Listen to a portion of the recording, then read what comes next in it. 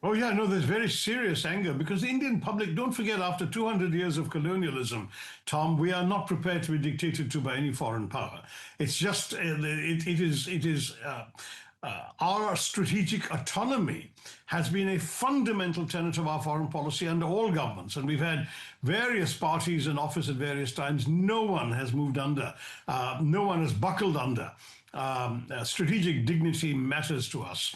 We are consistently championing a rules-based international order, unilaterally imposing tariffs, especially telling you who you can and cannot buy oil or anything from, flies in the face of our principles. We will not surrender our right to conduct our foreign policy based on our national interests. So I think you will see from India, with massive popular support, strategic resolve and diplomatic firmness. I mean, we value our partnership with the US, but our foreign policy choices are non-negotiable and can be dictated solely by our national interests. I think we'll continue negotiating with the Americans in trade negotiations if they're willing to talk. They actually suspended the last round on the 25th of August, where an American trade delegation was due in Delhi to continue trade talks, and they decided not to come.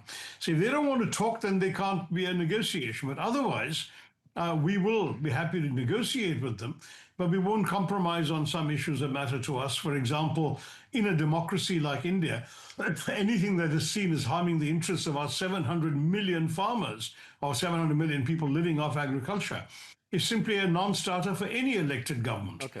The farmers represent an extremely powerful voting bloc in the country and across the country. So we will not grant market access to much of our agricultural sectors, and the Americans better understand that if the price of that is they're going to give us some unreasonable tariffs, well, then they'll simply end up losing our products. It's as simple as that. There's also been pressure on data localization. We're not convinced we need to do that. So there's some issues. I think there are other things we could have negotiated. Americans want to sell us Cadillacs, luxury automobiles.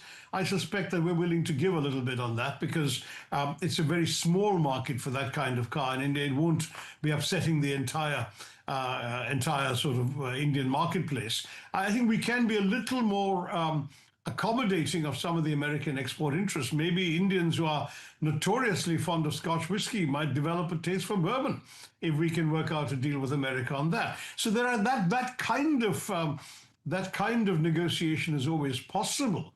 But I must tell you that it's got to be a negotiation. It can't be a unilateral diktat.